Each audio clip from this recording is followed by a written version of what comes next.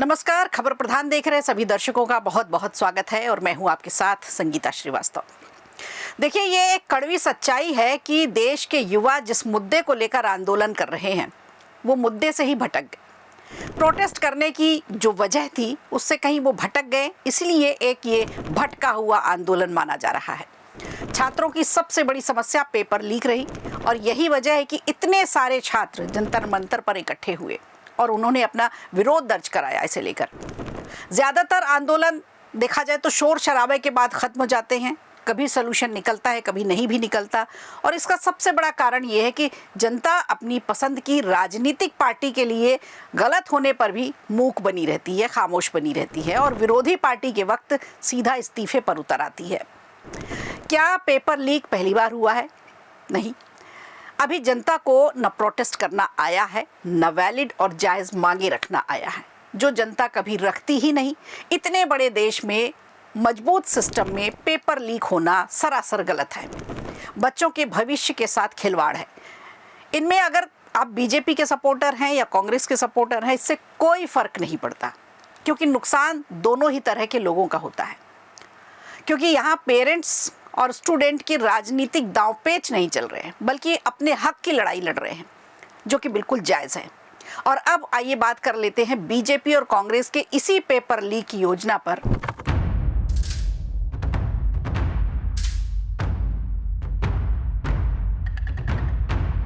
राजस्थान में पिछले कांग्रेस सरकार में न जाने कितने पेपर लीक हुए। तब ये सारे प्रोटेस्टर्स मूक दर्शक बनकर बैठे हुए थे। कोई भी कहीं से कोई आवाज़ नहीं उठा रहा था। छोटा मोटा कोई विरोध दर्ज कराया और उसके बाद फिर शांति छा गई। इस देश में पहली बार तो पेपर लीक हुआ नहीं है। जिनको लगता है कि कांग्रेस की सरकार आ जाएगी तो सब ठीक हो जाएगा, उनको मैं बता दूं कि कांग्रेस की मनमोहन सिंह की सरकार में 18 बार पेपर लीक हुए थे। तो दिक्कत सरकार में कम बल्कि सिस्टम में ज़्यादा है। आज जब बीजेपी सरकार के समय जो बच्चे अभी बड़े हो रहे हैं, जो जेनजीज कहला रहे हैं, जो सड़कों पर आंदोलन कर रहे हैं, वो ये सब कुछ अभी देख रहे हैं। उन्होंने पहले का दौर नहीं देखा। खामी सिस्टम में है। और सबसे बड़ी बात, जो मांगे हैं इनकी, वो मांगे ही सही नहीं हैं। आप खुद सोचिए, राजस्थान कांग्रेस के उस समय के शिक्षा मंत्री गोविंद चौडासरा, उनके इस्तीफे से लेकर आज बीजेपी सरकार से धर्मेंद्र प्रधान के इस्तीफे तक क्या कुछ बदला और इससे क्या हो जाएगा इस्तीफा लेने से? क्या पेपर लीक होना रुक जाएंगे?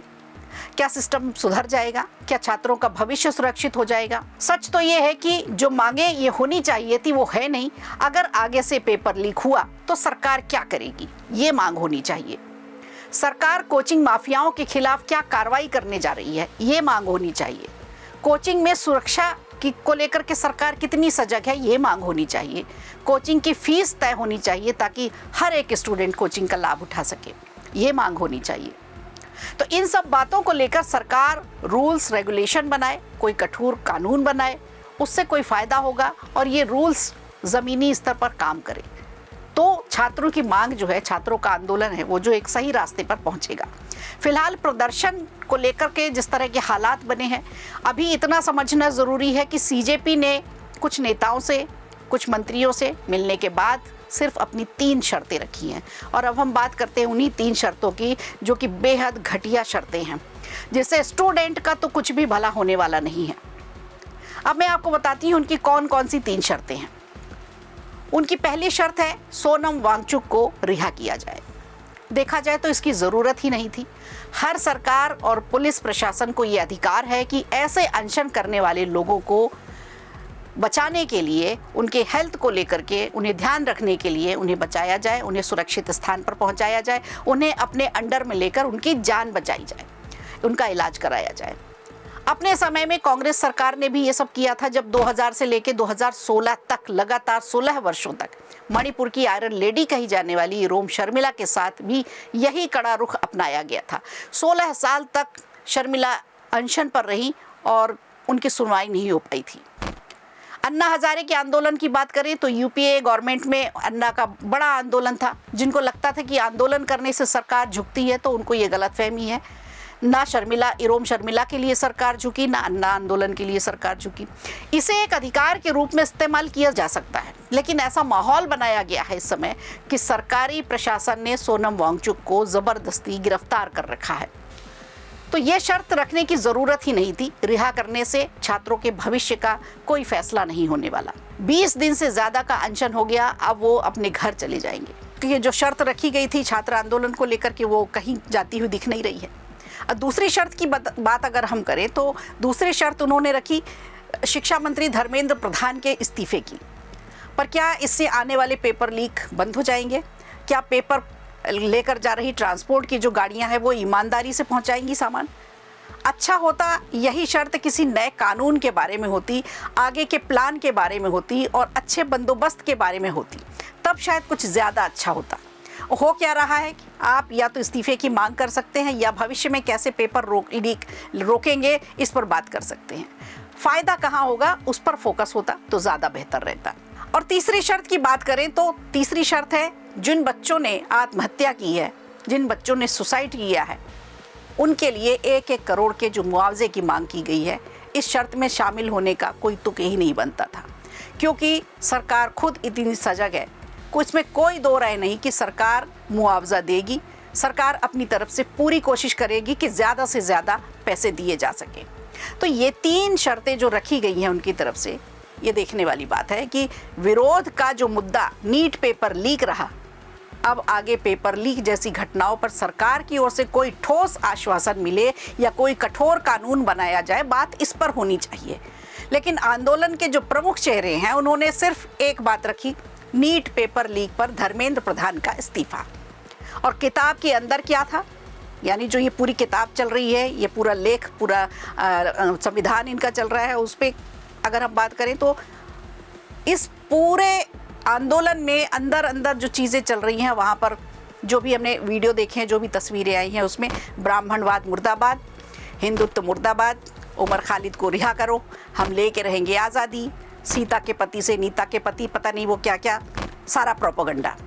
और ये पता ही नहीं है कि क्या करना है।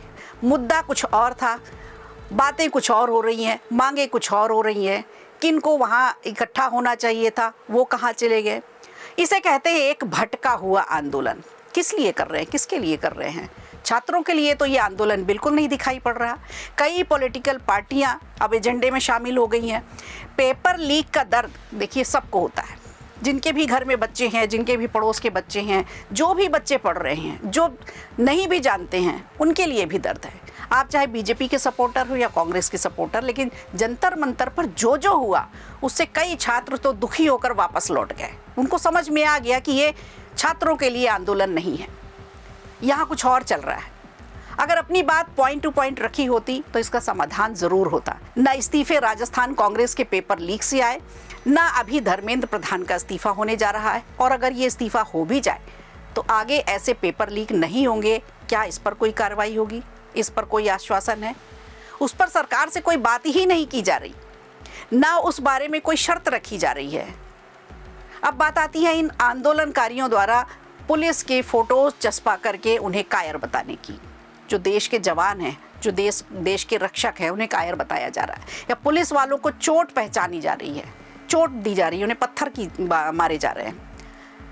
पुलिस को भी देखिए कोई आनंद नहीं आता किसी भी छात्र को डंडे बरसाएं, किसी भी छात्र के साथ वो इस तरह का व्यवहार करें कि उसे चोट पहुंचे।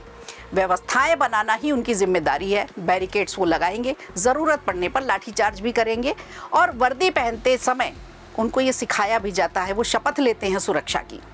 अगर वो डंडे ना बरसाएं तो ना जाने भीड़ में ऐसे कितने लोग हैं जो पूरा देश आग में जलाने को आतुर बैठे हैं। शांतिपूर्ण प्रदर्शन की बातें सिर्फ कहने में होती हैं, कहने में अच्छी भी लगती हैं, कोई अनहोनी ना हो और आंदोलन में किसी निर्दोष को परेशानी ना हो, पुलिस की सबसे पहली प्राथमिकता यही होती है। तो पत्थरबाजी में घायल होकर भी कई पुलिसकर्मी छात्रों की मदद करते नजर आए। पर सच यही है कि आंदोलन से आगे पेपर लीक ना होने का आश्वासन जरूर मिलना चाहिए, जो इस आंदोलन में कहीं दिखाई नहीं दे रहा कि इसकी मांग हो रही है। अगर ऐसा फिर से हुआ, यानी फिर से पेपर लीक हुआ, तो कैसे निपटेंगे इस बारे में कोई बात नहीं कर रहा। बाकी आप मांगते रहिए इस्तीफे, ना इधर वाले इस्तीफे देंगे ना उधर वाले इस्तीफे देंगे। इस्तीफा हो भी जाएगा तो कोई और आ जाएगा, क्योंकि सिस्टम तो यही रहेगा, फिर एक और आंदोलन। तो बात सिर्फ इतनी सी कि इस भटके हुए आंदोलन से क्या छात्रों का भविष्य सुरक्षित रहने वाला है? बिल्कुल नहीं। मांग जो रखी गई है, तीनों शर्तें, मेरे हिसाब से वो भी गलत है। लेकिन हमारे खबर प्रधान के दर्शकों को क्या लगता है कि जो 3 शर्तें रखी गई हैं क्या वो जायज़ हैं? उनसे छात्रों का भविष्य सुरक्षित हो जाएगा? हमें कमेंट करके ज़रूर बताइएगा। वीडियो अच्छा लगा हो तो लाइक कीजिए, शेयर कीजिए और कमेंट बॉक्स में हमें ज़रूर बताइए।